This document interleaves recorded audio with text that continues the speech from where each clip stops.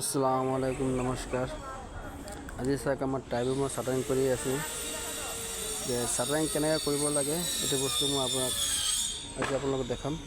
এই চাওক আমি কি কৰিছোঁ, ত্ৰিপাল দি দিছোঁ। ত্ৰিপাল এইটো কাৰণে দিছোঁ যে চিমেণ্টৰ পানীটো ওলাই নাযায়। আৰু এটা কি বস্তু তলত আপোনালোকে কি কৰিব, যে ইটাটো আছে যে চিমেণ্ট কৰিছোঁ যে ইটাটোৰ ওপৰত মানে 2 ইঞ্চি কাভাৰিং দিব। দিলে কিন্তু ব্লকটো ইটাত লাগি থাকিব।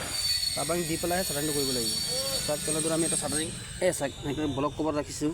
এইটো চাইডে ব্লক কভাৰ দিয়া হ'ব, তলতো দিয়া হ'ব ব্লক কভাৰ 2 ইঞ্চি দিয়া আছে। চাওক তেনেদৰে কামখিনি কৰিব লাগে, তেনেহ'লে বিমটো মানে ডালাৰ কভাৰিংটো ঠিক থাকে। আৰু চবেই চিন্তা কৰিব তেনেকৈ দিবৰ কাৰণে। ভিডিঅ'টো ভাল লাগিলে লাইক কৰিব, শ্বেয়াৰ কৰিব, কমেণ্ট কৰিব। চাওক মই মিস্ত্ৰীটো হয়তো কৰি আছে।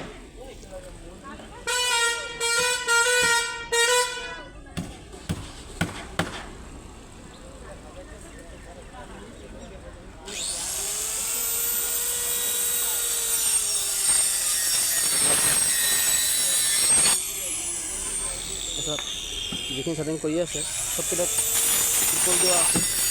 ত্ৰিপল দি পেলাইহে কাম কৰিছে। ব্লক কভাৰ দি পেলাই কাম কৰিছে। তলত ব্লক কভাৰ আছে। এয়া চাইড ব্লক কভাৰ দি পেলাই কাম কৰিব।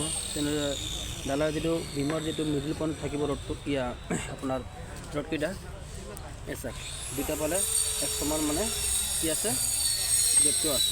2 ইঞ্চি কাভাৰিং হ'ব লাগে। 2 ইঞ্চি কাভাৰিংটো বৰাবৰ আছে।